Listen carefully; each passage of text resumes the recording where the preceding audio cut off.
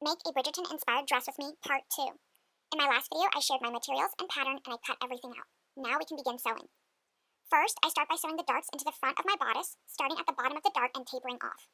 Then I match the curved edges of my bodice side pieces to my bodice back pieces with right sides together and I stitch. Next, I match the straight side edges of my bodice front to my bodice side pieces and stitch.